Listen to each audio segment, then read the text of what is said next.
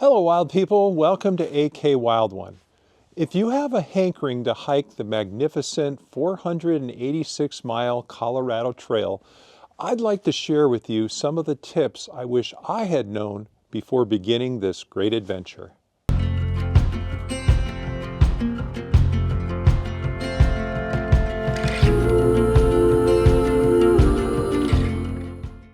Thank you for tuning in.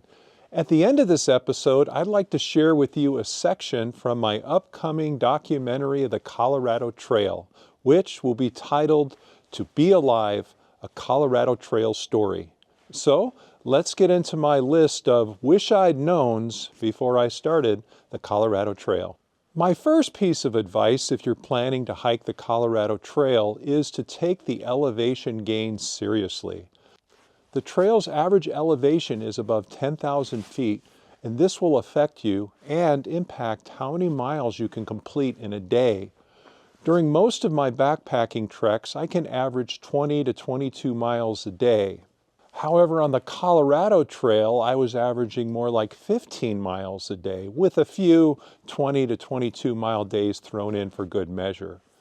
Hiking the Colorado Trail is in some ways like hiking the Sierra and Yosemite sections on the PCT. Your daily mileage numbers go way down. So when you hike the CT, your daily mileage goals might have to be less ambitious. I often felt sluggish hiking the Colorado Trail, and I thought it might be due to getting old. But I quickly learned that other hikers on the trail were feeling the same way. And I realized that the elevation was the culprit. Just a couple of weeks ago, I hiked the South Kaibab down and up the Grand Canyon, and I thought the 4,800-foot ascent would kill me, but because the elevation was between 2,000 and 7,000 feet, I was surprised by how well I did. I believe the difference I felt between the Grand Canyon climb and Colorado climb was due to the difference in elevation. My next tip is to plan on thunderstorms regardless of the month you hike the Colorado Trail. We started our trip in August because we thought it would be cooler and because thunderstorm season was supposed to have abated in late July. However, no one informed the Colorado Trail gods of this fact. During about 90% of our trip, we experienced afternoon thunderstorms. So my tip is to pay close attention to the weather regardless of the month and avoid higher elevations and ridges in the afternoon. For us, thunderstorms seemed to show up promptly around 4 p.m. and they usually lasted about an hour. My next tip is for the frugal backpacker. Breckenridge is a little over 100 miles into your trip if you're going SOBO. It can be an expensive place to stay, but an outside town like Silverthorne might be a better, less expensive option, and you can reach Silverthorne from Breckenridge via a free bus service. The free bus service is awesome, and they allow dogs. Take advantage of this if you're on a budget. My next tip involves route selection. We were planning to hike the West Collegiate route, but with some serious storms in the forecast, which would have made the higher passes in the West Collegiate route very dangerous, our friend Bear recommended jumping over to the East Collegiate. Although the scenery in the East Collegiate is not as spectacular, it was a wiser, safer choice to take because of the weather. My next tip, use iodine tablets in cattle country, primarily in the section from Salida to Lake City. Lots of cow dung is scattered everywhere. I filtered my water and used purification tablets because I heard of at least 3 hikers who had gotten sick during the Salida stretch. Protect your gut at all costs. My next tip, when it's hot, embrace the dawn. When we landed in Denver, the temperature was 100 degrees and the 40-mile trek to Bailey was hot during the day. So we started hiking early in the morning before dawn.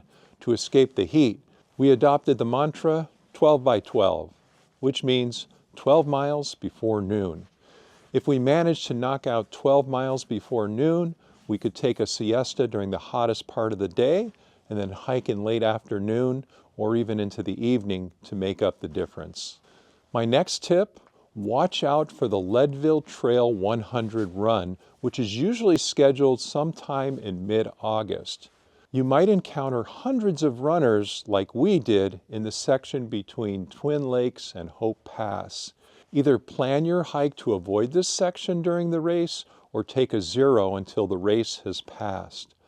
But you won't find a place to stay in Twin Lakes during the race. It's way too crowded. You'll have to camp along the trail or somewhere else during the race.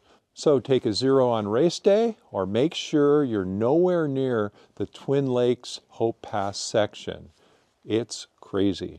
My next tip is to realize sending resupply boxes might not be necessary anywhere along the trail unless you have hard-to-find dietary needs. Now, we sent boxes to 2 locations, Twin Lakes and Silverton, but in hindsight, we really didn't need to. There were resupply options in both towns. Resupplying in town is usually a little bit more expensive, but it might work out after you factor in the cost of mailing a resupply box. My next tip is I recommend stopping in Lake City on a Sunday when the church sponsors a meal for thru hikers. The church also maintains a hiker center, which is a great place to relax, charge your phone, and get ready for the push to Silverton if you're a Sobo. My next tip is bikes might drive you crazy. One day we had 200 bikers pass us on the Monarch Pass section. Each biker was very polite. I thought about bringing an attachable rear view mirror for my glasses so I wouldn't be surprised by all the bikers, but they can startle you at times. My next tip is to maintain goodwill with the CT supporters you meet along the trail, particularly the drivers. It's easy to get a ride while hitchhiking, even with a dog. No driver who picked us up ever accepted money. The CT is less commercialized, less traveled, and more organic and chill than the PCT, so keep the goodwill alive by being a good trail citizen. In case you're wondering, the towns we stopped in were Bailey, Breckenridge, although we stayed in Silverthorne, Twin Lakes, although we stayed along the trail, not in the town itself, Salida, Lake City, and Silverton. Well, wild people, I hope these tips will come in handy if you plan to hike the magnificent Colorado Trail. Now, I'd like to leave you with a sneak peek of my Colorado Trail documentary that I've been working on. I hope you enjoy it, and until we meet again, live wildly, my friends.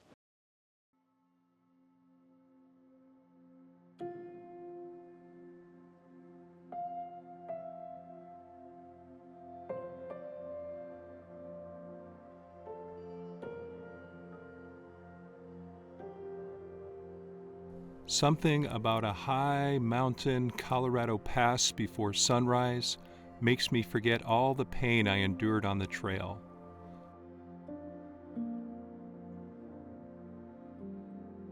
Like the time I got blown off balance along a windy ridge at Copper Mountain, when I struggled through a long waterless section near Salida, or when I gasped for breath at 13,000 feet and felt like I couldn't go one step farther.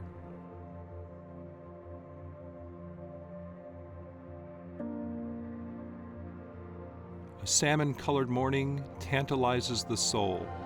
It kindles the senses, rescues hope, and it fills me with gratitude for life itself.